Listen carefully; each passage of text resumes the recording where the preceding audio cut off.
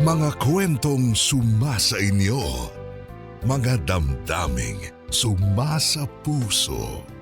Kasama si Tony Aquino. Sumasa puso.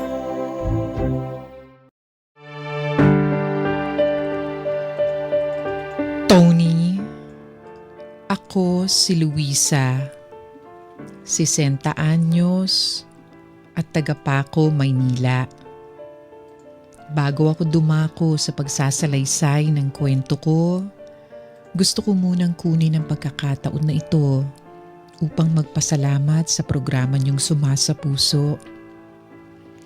Nitong taon ko lang nadiskubre ito at talaga namang nagustuhan ko agad. Marami kasi sa mga kwentong itinatampok ninyo ang kapupulutan ng aral ng mga tagapakinig. Kaya naman ako mismo ay nakapag-isip-isip na magpadala rin ng liham sa inyong himpilan. Tony, meron akong isang mabuting asawa. Naging magkasintahan kami nung nasa kolehiyo pa lang ako. At nagdesisyon kaming magpakasal ilang taon pagkatapos naming makapagtapos. 2 taon muna naming sinulit ang pagiging mag-asawa bago kami nagdesisyon na magkaanak. Kaya lang, hindi agad ibinigay sa amin yon dahil nakunan ako sa aking unang pagbubuntis. 2 buwan pa lang ang baby ko nung ito'y mawala sa amin. Makalipas ang kalahating taon, muli kaming nakabuo. Laking tuwa talaga naming mag-asawa dahil sa panibagong pagkakataong ibinigay sa amin ng Diyos. Kaya lang, mag-4 na buwan pa lang akong buntis nang madiskubre ng doktor na hindi na tumitibok ang puso ng baby ko. Tony, kulang ang salita para maipaliwanag ko ng maayos kung gaano kasakit ang mawala ng anak. Para akong nawala ng saysay sa buhay. Ang dami kong mga tanong. Mga tanong na alam ko ay wala namang makapagbibigay sa akin ng sagot.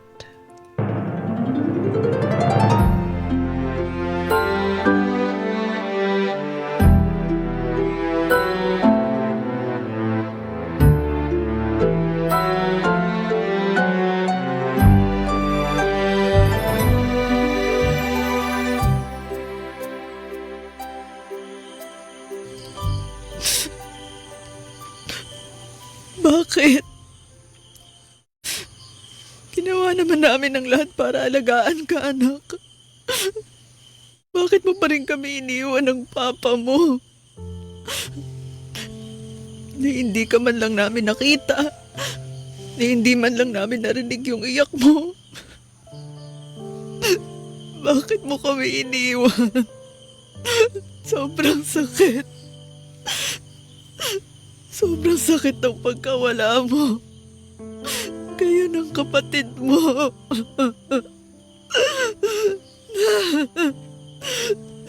Hindi ko alam kung anong kasalanan namin sa Diyos para saan niya kami ng ganito. Para paulit-ulit niyang gawin sa amin ang bagay na to. Hindi naman kami masamang tao, ah. Kaya bakit? Bakit?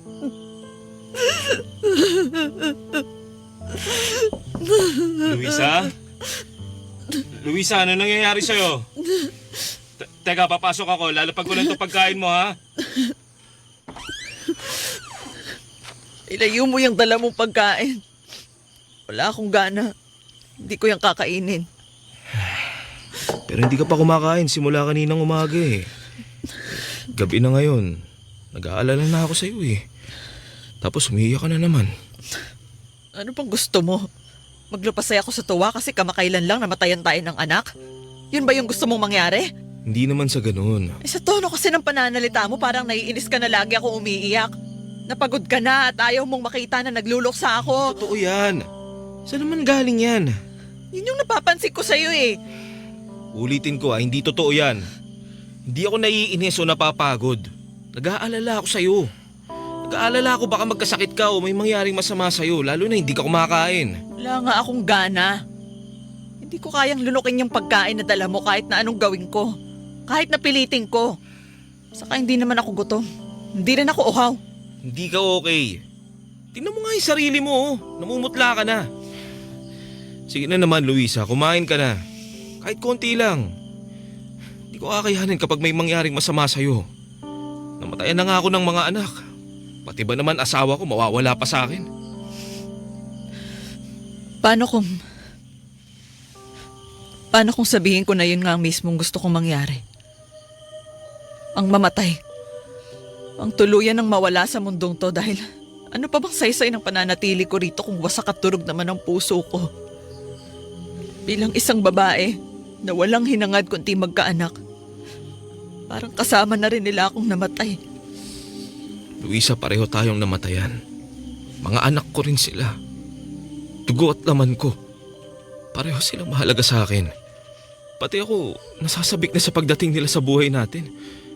At sa pag-asa na magiging ganap na tayong mga magulang. At ngayon na pareho silang nawala sa atin. Katulad mo, nagluluksa rin ako. Nasasaktan. Nadudurog ang puso.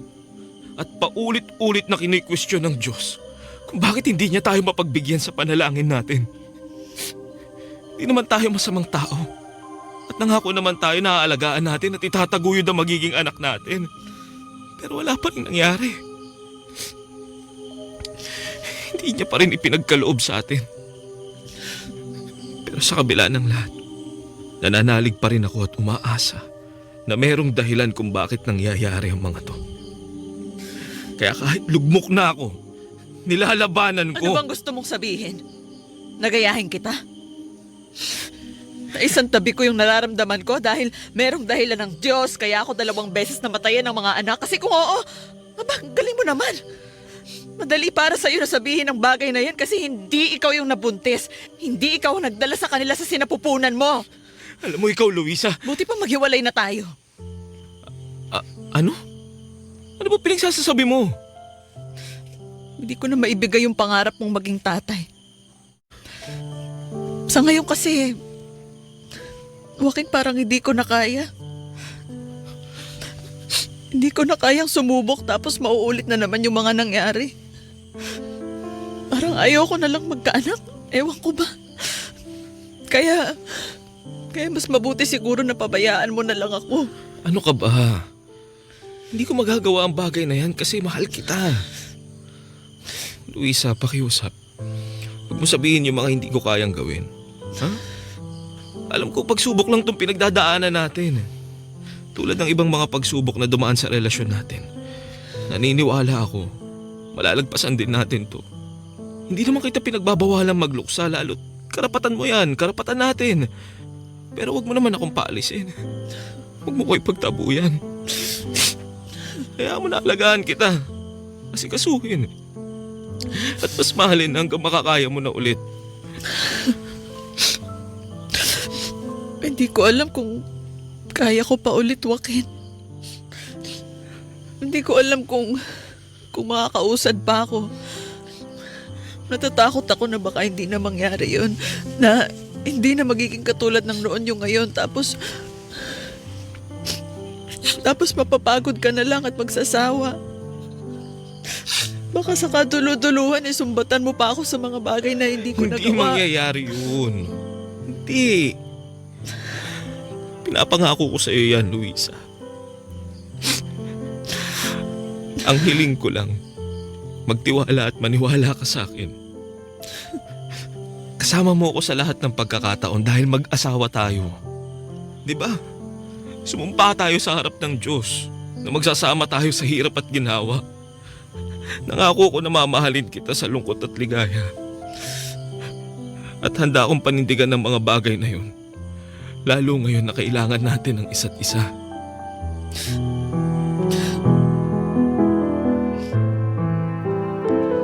Tony, Dekada 90 pa lamang noon, nung ako'y halos mawala ng bait dahil sa nangyari sa akin. Buti na lang mas matatag sa akin ang asawa kong si Joaquin. Hinayaan niya akong magluksa kahit na siya mismo ay matinding kalungkutan din ang nararamdaman. Inasikaso niya ako, inalagaan, at inunawa sa mga panahong mahina ako. Kaya malaki ang pasasalamat ko sa kanya. Bukod doon, kahit na ilang beses ko na siyang itinaboy palayo, hinahabaan lang niya ang kanyang pasensya. Mas nagsumiksik siya sa piling ko at pinahalagahan ang aming pagsasama. Pero hindi pa rin sapat ang mga ginawa ni Joaquin para manumbalik ang saya sa aking puso. Kaya humanap ako ng ibang paraan para makalimot.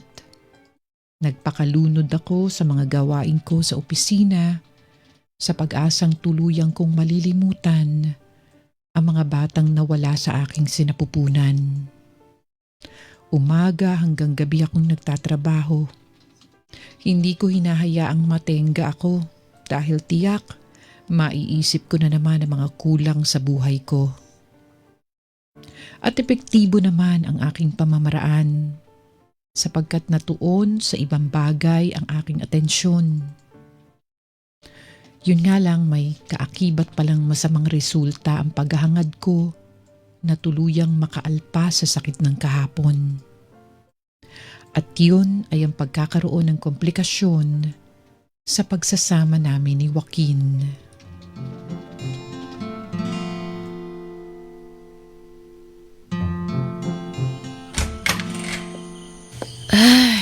Grabe. Nakakapagod. Ang dami namin ginawa sa opisina. Para bang hindi na matapos-tapos. Buti pa, maliligo na ako para makatulog na. Bakit ngayon ka lang? Ikaw pala yan, Joaquin. Bakit? May ibang tao ka bang inaasahan na sasalubong sa'yo dis oras ng gabi? Wala naman. Ano bang pinagsasasabi mo? Nagtatanong lang naman ako. Pasensya ka na, ha? Hindi ko lang inaasahan na gising ka pa ng ganitong oras. Paano ko sabihin ko sa'yo na hindi ako nakatulog? Ha? Bakit naman? 2:00 na kaya ng madaling araw. Dahil kanina pa kita hinihintay. Hindi mo ako kailangan pagtaasan ng boses. Hindi mo talaga naaalala, no? Ang alin? Pag tungkol sa trabaho mo, tanda mo lahat. Pero pag sa akin, baliwala lang. Ano ba kasing dapat kong maalala, ha? Ibang klase. Sa sobrang subsub mo sa trabaho, nakalimutan mo na talaga na may dapat tayong ipagdiwa ngayong araw. Naghanda-handa pa man din ako. Nagluto ng mga paborito mong putahe, naglinis ng bahay. Ayan o. Ayan, tingnan mo. Inaayos ko yung lamesa natin. Ginawa ko pang espesyal. Bumili rin ako ng mga paborito mong bulaklak. Kasi anibersaryo natin ngayon. Anibersaryo natin, Luisa. Umasa ako na maaalala mo dahil sa ating dalawa, ikaw lang ang palaging nakakaalala nun. Pero hindi. Iba na pala ngayon. Di mo nga yata maalala kung di ko pa sinabi ngayon. Joaquin, pasensya ka na. Ano pang magagawa ng paghingi mo ng pasensya? Ha? Maibabalik ba niyan yung pagod ko sa paghahanda ng lahat ng yan na nabaliwala lang? Ha? Hindi naman, di ba? Teka nga, nanunumbat ka ba? Oo, nanunumpat ako. At anong karapatan mo naman numbat hindi ko naman sinabi sa'yo na gawin mo yan? Tulad ng sinabi mo, ako ang mas madalas na nakakaalala ng mga espesyal na kaganapan sa buhay natin. Ibig sabihin, ako ang laging gumagawa ng mga paghahanda. Ikaw ang nasosurpresa at ako ang pagod. Pero baliwala sa akin yun dahil alam ko na napasaya kita. Tapos ngayon na nakalimutan ko? Partida, ngayon ko lang nakalimutan, ha? At ngayon na ikaw tong nakaalala ko, no, bigla ka nga asta ng ganyan. Luisa, kung alam mo lang, hindi lang to tungkol sa nakalimutan mo na anibersaryo natin ngayon, kundi sa marami mo pang pagkukulang bilang asawa sa akin. Anong pagkukulang ang pinagsasasabi mo dyan? Kita mo na, nagmamaang-maangan ka pa. Hindi ako nagmamaang-maangan. Hindi ko naman talaga alam kung ano yung mga sinasabi mo eh. Kaya nga ako nagtatanong, di ba? Bakit hindi mo nala ako sagutin ng maayos kaysa yung pinagbibintangan mo pa ako ng kung ano-ano? Alam mo, kung may dapat mang sisihin dito, yung trabaho mo eh. Yan talaga ang punot dulo ng lahat ng to. At ano namang kinalaman ng trabaho ko rito? Dahil mas inuuna mo pa yan kaysa sa atin. Mas mahalaga na yan kaysa sa akin. Nasisiraan ka na ng ulo, no? Ano bang mas mahalaga, ha? Anong mas inuuna? Natural na unahin ko to kasi nga trabaho ko to. May boss akong kailangang sundin at may kumpanya akong nagpapasweldo sa akin. Alam ko naman yun. Pero hindi naman para umabot sa punto na kulang na lang maging pangalawa na lang ako sa prioridad mo. Baka nakakalimutan mo. Asawa mo ko, Luisa. Ako ang pinakasalan mo at hindi ang trabaho mo. Alam mo, Joaquin, yung maliit na bagay pinapalaki mo. May karapatan naman ako magkaganito Dahil nagbago ka na, Luisa. Hindi na kita kilala. Ibang-iba ka na. Hindi na ikaw yung maalaga at masikaso kong asawa. Hindi na ikaw yung babaeng pinakasalan ko. Inaalagaan at inaasikaso naman kita. Ano bang gusto mo? Tartuhin kita na parang bata? Yun bang hindi makakilos o makapagdesisyon pag wala yung nanay niya? Aba, sinuswerte ka naman yata. Pag ganun ang gusto mong mangyari wala tayong kahihinatnan yan, Joaquin. Wala tayong patutunguhan. Pwede ba seryosohin mo naman ako? Seryoso naman ako Kaya lang masyado mong ginagawang komplikado ang lahat. Masyado ka nang papansin, Joaquin. Hindi mo ako naiintindihan. Hindi mo alam kung paano nakakatulong sa akin ang trabaho ko para makausad. Mas nabibigyan ako ng dahilan para magpatuloy sa buhay pag sinusubsob ko yung sarili ko sa ginagawa ko. Nagtatrabaho rin naman ako Abala rin ako katulad mo. Pero hindi ko naman pinababayaan ang pagiging asawa ko sa'yo. Ikaw lang naman ang nag-iisip na nagpapabaya ako dahil masyado kang mapaghanap. Alam mo, para matapos na to, mabuti pa umalis ka na sa trabaho mo. Ano? Baliw ka ba? Malapit na. Dumito ka na lang sa bahay natin. O kaya, humanap ka ng ibang mapagkakaabalahan mo. Para namang ang daling gawin ng mga sinabi mo. Ewan ko ba sa'yo? Kung kailan ka nagkaedad, saka ka parang tumandang paurong. Nakakabwisit ka na. Ano mabuti pa? Matutulog na ako. Pagod na nga ako sa trabaho, pagod pa rin ako sa mga drama mo. Luisa, saan ka pupunta? Luisa! Luisa!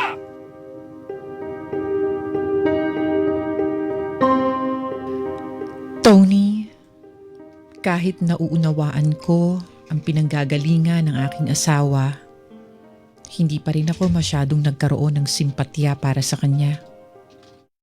Sa halip, kinainisan ko ang asal at mga sinabi niya sa akin.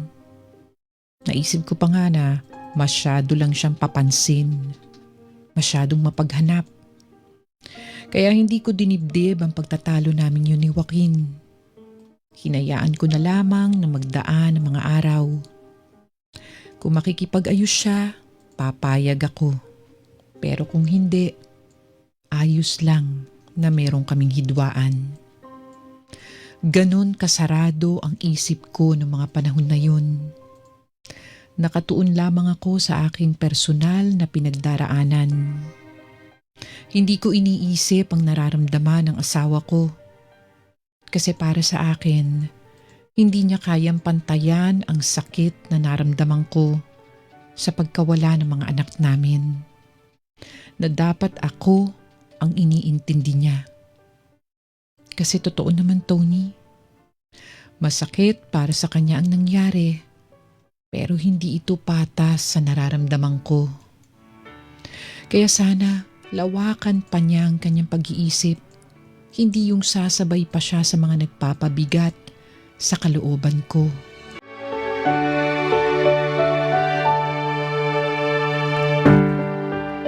Tony, naging maganda naman ang resulta ng pagpapakapagod ko sa trabaho. Na-promote ako. Kaya lang akala ko makukontento na ako. Pero mas naghangad pa ako ng mas mataas pang posisyon kesa sa kinalalagyan ko ng mga panahon na yun. At dahil doon, mas naging abala ako at tuluyan ko ng naisantabi ang pagsasama namin ni Joaquin. Hindi nagtagal, napansin ko na lamang na unti-unti nang nanlamig sa akin si Joaquin. Madalas na rin siyang ginagabi sa pag-uwi. O kung minsan, kinabukasan na siya umuwi sa aming bahay. Nung una at pangalawang beses na nangyari yon, hindi ako nagsalita, ni hindi ako nagtanong. Hinayaan ko na lamang siya sa pag-aakala na siya mismo ang magsasabi sa akin kung ano ang ginagawa niya at saan man siya pumupunta. Pero walang sinabi sa akin ang aking asawa. Hindi naman ako naghinala ng kung ano dahil natitiyak ko na tapat sa akin ang asawa ko. Marahil, naghahanap lang din siya ng mga pwedeng pagkaabalahan, gaya ng lagi kong ginagawa.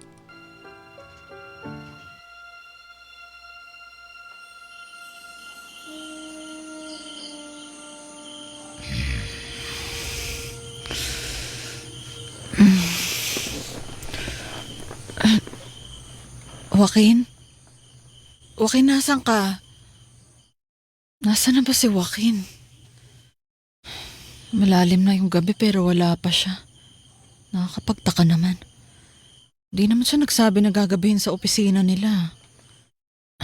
Teka, nauuhaw ako. Iinom muna ako ng tubig sa kusina. Joaquin? Luisa, Bakit umiinom ka dyan? Saka anong oras ka dumating? gani-gani na lang. Mga kalahating oras na siguro. Galing ka pa ba niyan sa opisina ninyo o may iba ka pang pinuntahan? Sinong kasama mo? Wala akong kasama. Galing lang ako sa opisina namin. Marami lang talaga akong ginawang trabaho. Tinapos ko pa.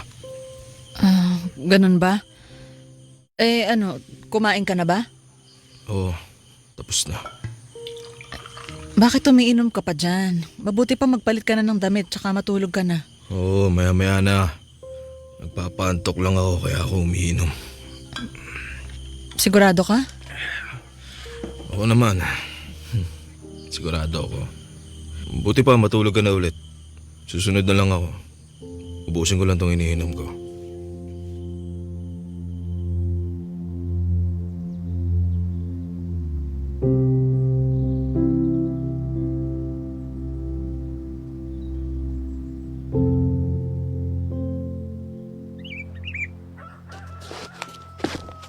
Hindi ka ba tapos magbihis, Joaquin?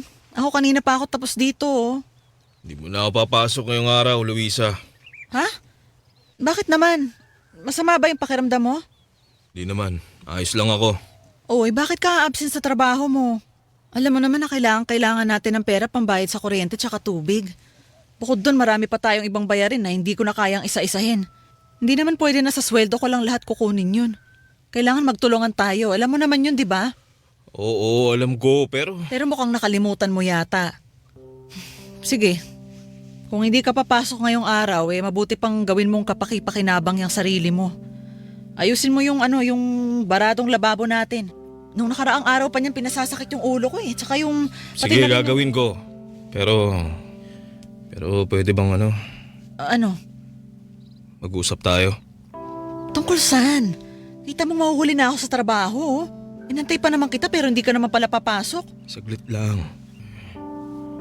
May gusto lang sana ako sabihin, pero bago yun huminahon ka na muna at maupo muna tayo dun sa sofa. Ano ba naman yan? Ay, sige, pero bilisan mo ha. Sabihin mo na kung anong gusto mo sabihin.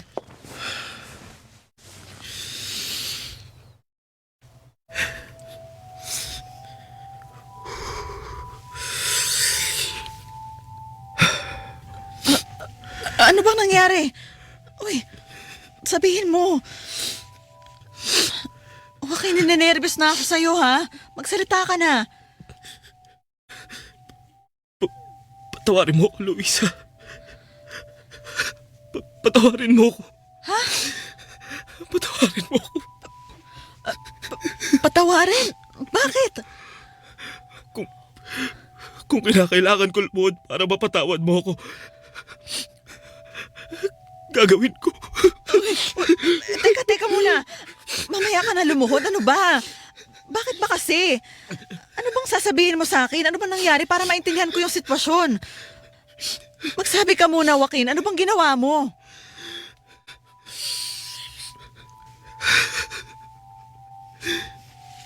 Bago ang lahat, gusto ko munang sabihin sa'yo na mahal kita. Na hindi nagbago yun o nabawasan. Kahit meron tayong hindi pagkakaunawaan sa nakaraan.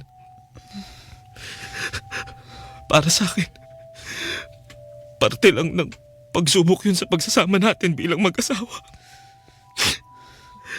Nasa huli, magkakaayos din tayo dahil mas nangingibabaw pa rin ang pagmamahal natin sa isa't isa. Joaquin, pwede ba? Mamaya mo muna ako linyahan ng ganyan. Diretsuhin mo na ako. Ano bang ginawa mo para humingi ka ng tawad? Tanga-tanga ko. Ang tanga-tanga ko. Ang tanga-tanga ko kasi hinayaan ko na mangyari yun. Naging mahina ako. At ngayon nagsisisi na ako ng gusto, Luisa. Pwede ba, Joaquin, na malapit na maubos ang pasensya ko sa'yo? Sabihin mo na, ano bang kasalanan mo? Patawarin mo ako kasi nagkasala ako. Natukso ko. Nagawa ko tumingin sa ibang babae. Ano ka mo? Ulitin mo nga yung sinabi mo, Joaquin. Para kasing nabibingi ako eh. Ano ba ulit yun? Patawarin mo ako, Luisa. Patawarin mo ako. Ikaw ang umiyak, ha? Tumingin ka sa iba? Paano? Literal bang tingin lang o higit pa doon? Nakipagkita ka? Kumain kayo sa labas? Ha? Hinalikan mo siya, ano? Luisa, Huwag mo sabihin may nangyari sa inyo. naging mahina ako, Luisa. Patawarin mo ako. Hayop ka, Joaquin! Hayop ka! Ang kapal ng mukha mo na magloko! Katiwalaan kita pero anong ginawa mo, ha? Sinira mo lang ang tiwala ko! Walang iya ka! Kaya nagsisisi ako, Luisa. Ano pa bang magagawa ng pagsisisi mong yan? Sige nga! Wala na rin saysay na magsisi ka dahil sinaktan mo na ako! Saan ba ako nagkulang, ha? Saan ako nagkulang para gawin mo sa akin yung bagay na yan? Sino ba siya? Sino siya? Katrabaho mo? Kaibigan? Kilala ko ba o napulot mo lang kung saan? Luisa! Luisa! Luisa, tama na yan. Nakikiusap ako, tama na yan. Baka masaktan ka pa sa ginagawa. Kapal ng mukha mo! Kapal-kapal ng mukha mong lalaki ka! Lumayas ka sa harap ko! Lumayas ka sa pamamahay ko ngayon din! Luisa, wag mo naman ako pahalisin. Lumayas ka! Lumayas ka na!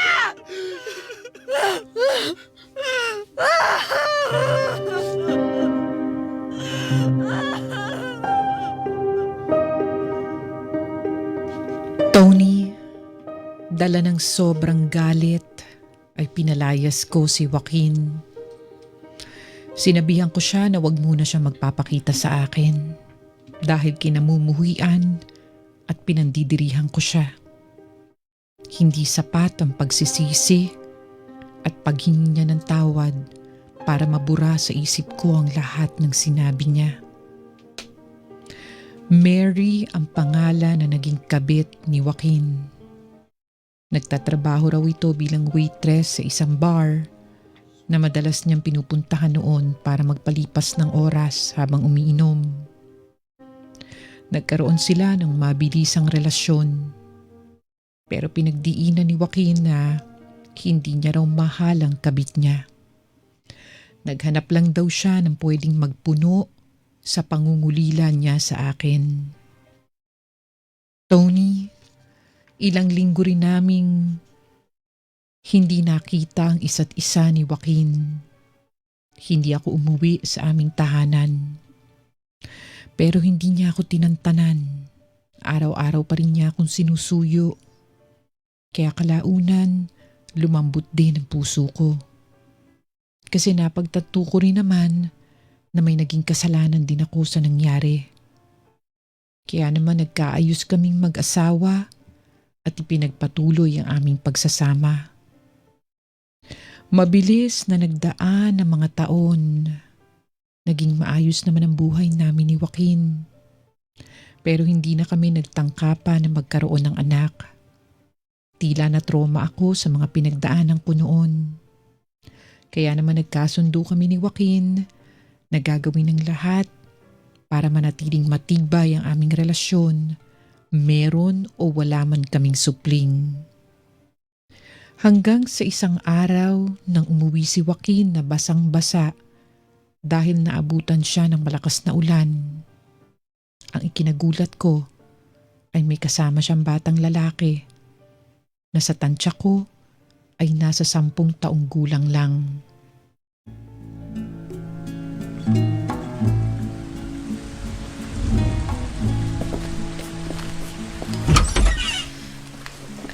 Teka, ano bang nangyayari rito, Joaquin? Nahanap ko na yung tuwalya. Liga rito, Lucas. Pupunasan kita. Opo. Teka, sino ba kasi yung batang yan, ha? Saan ba siya galing? Liga dun sa banyo para makaligo ka na. Tsaka makapagpalit ka ng damit. Sandali lang, ha, Joaquin? Ano ba kasi yun, Luisa? Ano ba kasi yun? Irinig mo naman yatang kanina pa ako nagtatanong kung sino yung batang yan, di ba? Oo nga, pero pwede ba mamaya na? Hindi. Gusto ko sagutin mo na ngayon ang tanong ko. Luisa! Sino ba yung batang yan? Saan siya galing at bakit mo siya dinala sa bahay natin? Si Lucas. Anak ko si Lucas. Anak? Paanong anak? Anak ko. Dugo at laman. Anak mo? Oo nga. Anak ko dun sa nakarelasyon ko noon. Ano ka mo? Walang hiya ka, Joaquin! Luisa! Ang kapal ng mukha mo! Ang lakas ng loob mo na patapakin ang anak mo sa babaeng yun dito sa pamamahay ko! Luisa naman. Pwede ba makinig ka muna sa akin? Magpapaliwanag ako para maintindihan Ano mo. mo ipapaliwanag mo, ha? Ano na naman kasinungalingan ang sasabihin mo? Hindi ako nagsisinungaling sa'yo. Anong hindi? Baka nakakalimutan mo, ha? Nangako ka sa akin na hindi mo na ako sasaktan ulit. Naunat huling beses mo nang gagawin na durugin ng puso ko noon. Pero bakit ngayon inulit mo na naman, ha? Tinupad ko naman yung pangako ko sa'yo. Sa abot na makakaya ko, bumawi ako. Nagsisi ako at humingi ako ng tawad sa'yo. Kaya nga bakit nagsinungaling ka sa akin? Akala ko wala na kayong ugnayan ng nanay ng batang yon. Pero bakit ngayon? Wala naman talaga kaming ugnayan eh. Hindi ko na siya nakakausap o nakikita simula nung naghiwalay kami ng landas. Hoy, bakit nga nandito sa bahay natin yung anak ninyo? Ano yan? May samahi ka na bigla na lang nangyari, ha? Hindi ko rin alam na may anak kami. Hanggang sa pinuntahan na lang niya ako sa opisina ko noong nakaraang araw at sinabi ang tungkol kay Lucas. At nagkita pa pala kayo ng babaeng yon. Oo, pero sandali lang yun kasi iniwasan ko na siya. Umalis na ako noon. Naglakad ako na mabilis palayo pero hinabol niya ako. Nagmakahawa siya sa akin na pakinggan ko siya kahit sandali. At ginawa mo naman. Nakinig ka naman sa babaeng yon. Oo, at doon niya na sinabi na may anak kami. Na nagkaanak pala kami. Tapos tinawag niya si Lucas. Pinakilala niya sa akin. At naniwala ka naman? Oo naman. Bakit hindi?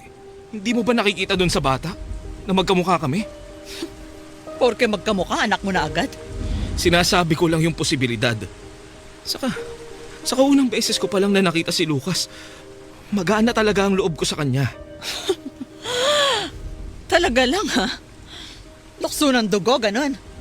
Ay, nakaka-touch naman yung reunion yung mag-ama. Luisa, naniniwala akong anak ko si Lucas. Anak ko siya. Tingnan mo nga naman, oh. Nagkita pala kayo ng babaeng yun. Pero hindi mo man lang sinabi sa akin. Tapos may anak pala kayo. Wala ka rin nababanggit. Ngayon, bibiglain mo ko nung iuwi mo yung batang yan dito sa pamamahay natin? May plano naman talaga akong sabihin sa'yo pero tsumitsyempo pa ako. Alam ko kasi na hindi mo magugustuhan kapag nalaman mo ang totoo. Hindi talaga. Tsaka bakit mo madinala yung batang yan dito sa bahay natin? Ha? At ano tong dala mo? Ano yung malaking bag na yan? Huwag mo sabihin mga damit ng bata yan. Pasensya ka na talaga, Luisa. Hindi ko lang talaga maatim na pabayaan ang anak ko. Anong ibig mong sabihin? Ano, patitirahin mo dito yan? Eh, may nanay pa siya, di ba? Ibalik mo yan sa nanay niya. Wala na siyang nanay, Luisa. Anong walang nanay? Kanina lang sinabi mo pinuntahan ka ng kabit mo noon tapos ngayon wala na siya bigla? Tinawagan ako ng kapatid ni Mary. Sinabi niya na namatay na raw si Mary dahil sa malubhang karamdaman. Nakiusap sa akin yung kapatid ni Mary na kung pwede kunin ko na si Lucas. Mahirap daw ang buhay nila. Hindi nila kayang alagaan at pag-aralin ng anak ko. Kaya mo siya inuwi rito, ganon? Oo, Luisa. Ano bang gusto mong mangyari? Patirahin sa bahay natin yung anak mo sa labas? Wala na siya mapupuntahan. May kamag-anak naman siguro sila, di ba? Walang gustong umako kay Lucas. Kaya ikaw na lang. Dapat naman talagang ako. Dahil ako ang ama niya. Hindi rin kaya ng konsensya ko dahil baka may mangyaring masama sa kanya. Hoy, paano naman ako? Nakaya ng konsensya mo na masaktan na naman ako sa pangalawang pagkakataon nang iuwi mo yung anak mo sa pagkakasala. Kung ano man ang nagawa ko nung araw, Labas na doon si Lucas. Sa akin ka lang magalit. Huwag sa anak ko. Galit talaga ako sa'yo, Joaquin. At galit din ako sa bata na yan dahil pag nakikita ko yan, inaalala ko lang ang pagtataksil mo. Alam mo, hindi ako papayag na tumira dito ang batang yan. At kung ipipilit mo pa ang gusto mo, ako na lang ang aalis. Kaya mamili ka. Ako o yung batang yan?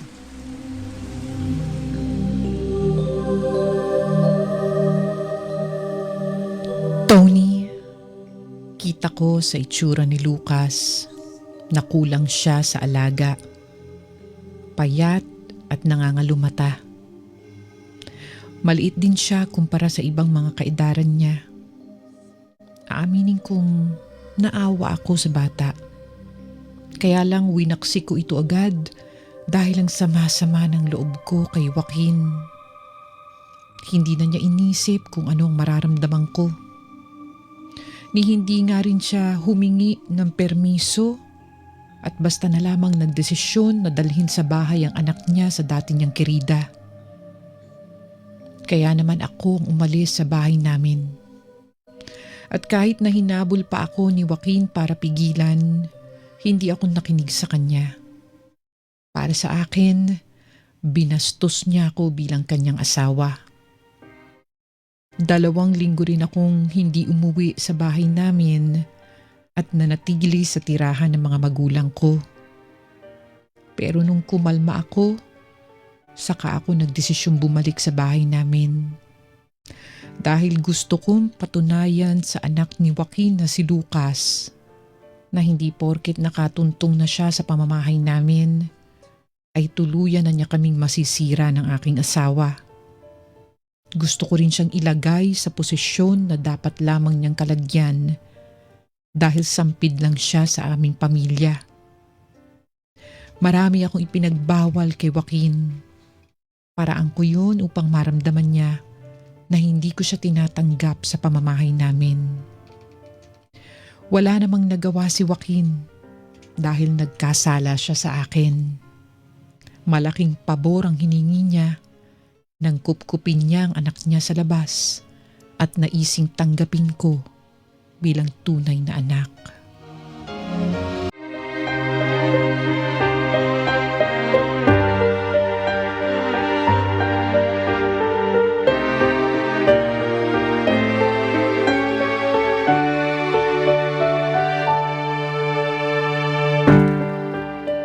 Tony, hindi naman ako naging abusado kay Lucas.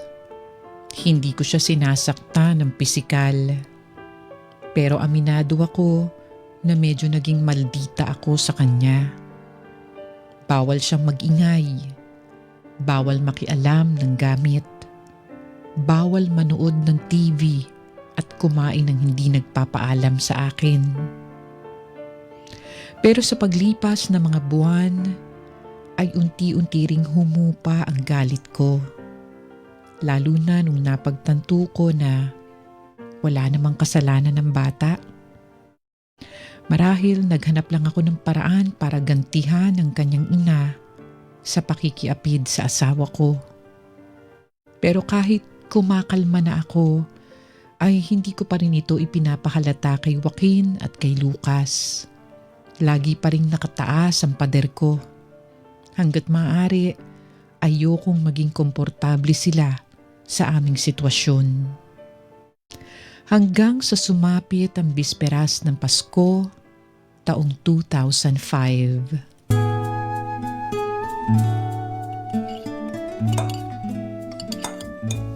Kumusta? Masarap ba yung niluto kong ulam? Nagustuhan mo ba, Joaquin? Oo, mukhang mapaparami ang kain ko nito ah. Salamat ah. Salamat sa pagluluto ng masarap ngayong Noche Buena. At syempre, sa ibang mga pagkakataon din. Wala yun. Kain lang ng kain. Marami pa naman doon. Oo, Luisa. Salamat ulit. Lucas, masarap ba ang luto ng mama mo? Opo, sobrang sarap po. Maraming salamat po, Mama. Nawiwili ka atang tawagin akong mama. Luisa naman. Bakit? Hindi ko naman talaga anak yung bata na yan ah. Hindi siya nanggaling sa akin. Hindi ko siya pinagbuntis at sinilang. Basta na lang siyang dumating sa bahay natin kasi dinala mo siya nun. Na para bang kabut eh. Bigla na lang siyang sumulpot. Oo, tinanggap ko siya. Pinatira at pinabayaan ko siya na alagaan mo dahil anak mo naman yan eh. Pero parang sobra na yata kung pati ako idadamay niyo sa ganyan. Ayoko ng ganyan, Joaquin. Hindi ako sanay na tinatawag na mama kasi hindi naman ako naging nanay kahit kailan. Luisa, pwede bang bawasan mo muna yung pagiging mailap mo? Kahit ngayon lang Pasko. Unang beses natin magdiwang na may kasamang bata. Sana bigyan mo yun ng konsiderasyon. Kumain na lang tayo ng matiwasay. Huwag na muna natin pag-usapan yung mga ganyang bagay. Baka mamaya mauwi pa tayo sa pagtatalo. Mabuti pa nga. Lucas, kain lang ng kain ha. Mamaya, magbubukas na tayo ng mga regalo mo. Opo.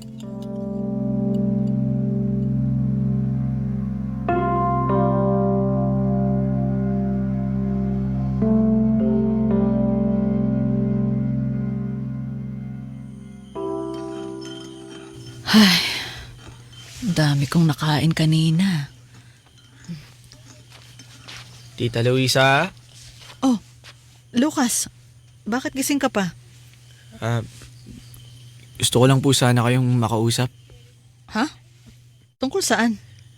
May ano po kasi, may gusto sana akong ibigay sa inyo. Ano yun? Ito po, Ano yan? regalo ko po sa inyo. Regalo mo sa akin? Opo, Pero bakit mo ko binibigyan ito? kasi po, kasi po Pasko. Binigyan ko rin naman po si Papa. Tapos, yun, naisip ko po na bigyan din kayo. Eh anong pinambili mo nito? Yung yung pera na naipon ko mula sa mga baon ko po sa eskwelahan. Naku, hindi ka na sana nag-abala pa.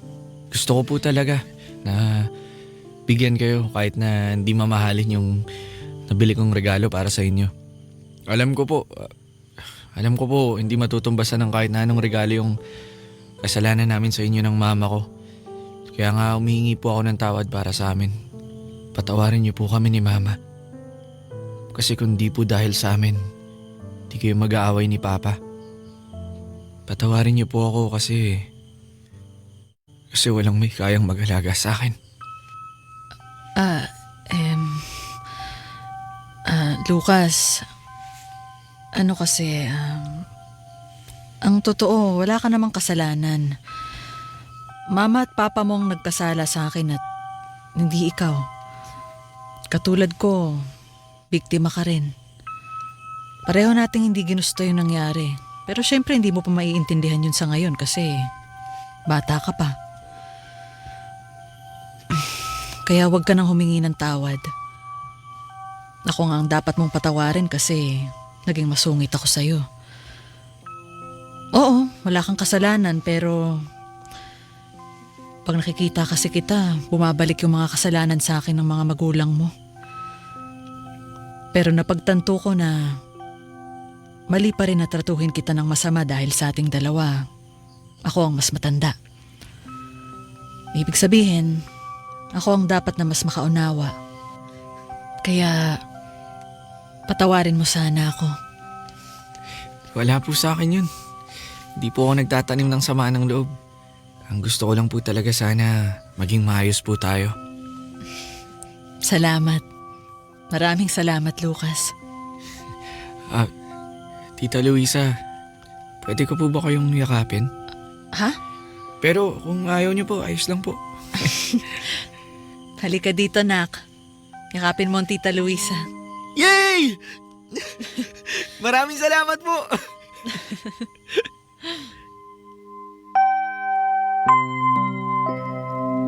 Tony, doon na tuluyang lumambot ang puso ko kay Lucas.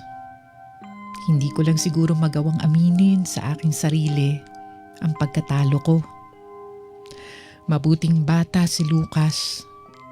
At kung magpapakatotoo ako, tulad niya ang pinapangarap kong maging tunay na anak. At nung mga oras na yon, saka ko lang tinanggap ang katotohanan na nais ko rin talagang tumayo bilang pangalawang nanay ni Lucas. Nang malaman ni Joaquin ang nangyari, talagang napaluha siya. Yun na raw ang pinakamagandang regalong natanggap niya. Ang sa wakas ay maging maayos ang aming samahan. Mabilis na lumipas ang mga taon. Pinag-aral at napagtapos na naming mag-asawa sa kolehiyo si Lucas. Natupad din niya ang kanyang pangarap na maging isang abogado. Kaya lang, Tony, hindi rin puro saya na ang naranasan namin sa buhay. Taong 2019, nang yumao ang asawa kong si Joaquin dahil sa isang malubhang karamdaman. Mula noon, kami na lamang ni Lucas ang magkatuwang. Pero dahil sa sobrang kalungkutan ko, nagkaroon din ako ng problema sa kalusugan. Humina ang aking resistensya at madali akong dapuan ng sakit. Pero hindi ko akalain na mayroon pa palang ilalala ang aking kalagayan.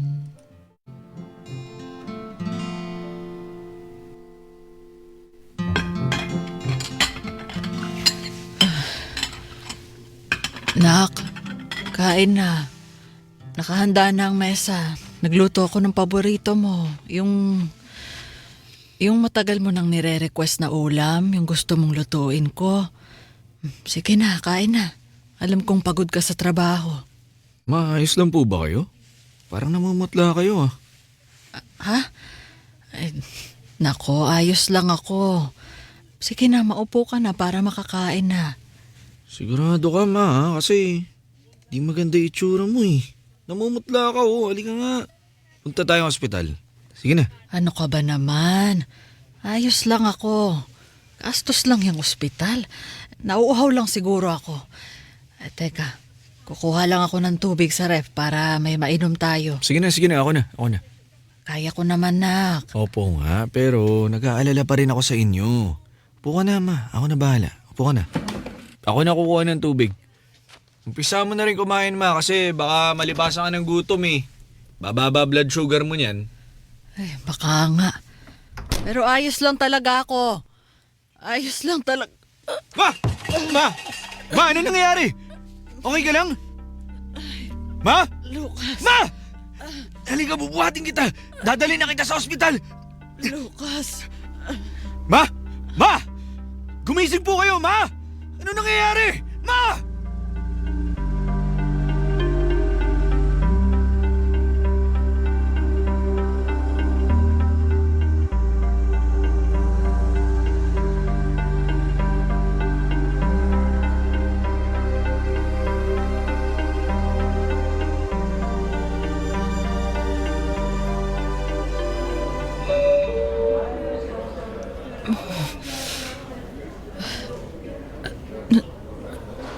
Nasaan ako? Bakit ako nandito? Ano bang lugar ito? Lucas? Nasaan ka, anak? Ma, nandito lang ako. Nasaan ako, anak? Ma, nasa ospital kayo. Ha? Bakit? Anong ginagawa ko rito? Dinala ko po kayo rito pagkatapos nung himatayin kanina. Hinimatay ako? Opo, hindi niyo ba naaalala? Hindi. Bigla na lang kayong bumagsak sa sahig nung kukuha ako ng tubig sa ref. Buti na lang dito mama yung ulo niyo, oh. Buti na lang kasi hindi ko mapapatawad ang sarili ko pag may nangyaring masama sa inyo, ma. Wala namang nangyari sa akin eh. Ayos lang ako, nak. Huwag mo nang sisihin ang sarili mo. Kaya ko naman na... Mabuti pa eh, umuwi na tayo. Ilabas mo na ako rito sa ospital. Ayoko rito. Alala ko lang yung mga panahon na sinugod natin dito ang papa mo at hindi na siya nakalabas ng buhay. Ma, sorry pero hindi ko po kayo pwedeng ilabas dito. Ha? Bakit naman eh? Magaling na ako. Ayos na ako. Oh. Kaya ko nang maglakad. Baka napagod lang ako kaya hinimatay ako. Pero ayos naman na ako. Wala naman akong nararamdamang masakit o kung ano. Ma, sana nga po ganun lang yung nangyari kanina pero hindi po eh. Sabi ng doktor kailangan niyo po muna manatili rito. Bakit naman? Wala naman akong sakit. Ma, meron. may sakit kayo. Anong sakit ang sinasabi mo dyan? May nakita po silang baradong ugat sa puso ninyo, kaya raw nahihirapan kayong huminga. Mas mabilis kayo napapagod, nahihilo lagi. Kaya kayo nawalan ng malay kanina, Ma. Ano? Totoo ba yung sinabi mo, Lucas? Ma naman, syempre po. Diyos ko, hindi ko akalain na gano'n na pala katindi ang sakit ko. Akala ko simpleng pagod lang yung nararamdaman ko. Ay kung gano'n ibig sabihin, mamamatay na ako? Ma, hindi po. Hindi ko pwedeng hayaang mangyari yun. Ay, sakit sa puso yung sinasabi mo eh. Nakamamatay yun, hindi ba? Ano pa bang pwedeng gawin para mawala yung bara sa ugat ko sa puso, ha? May paraan pa ba, nak? Opo, meron po. Sabi po ng doktor, sasailalim kayo sa operasyon. Angioplasty daw. Kakatulong yun para alisin yung bara tsaka mapaluwag yung mga ugat sa puso niyo.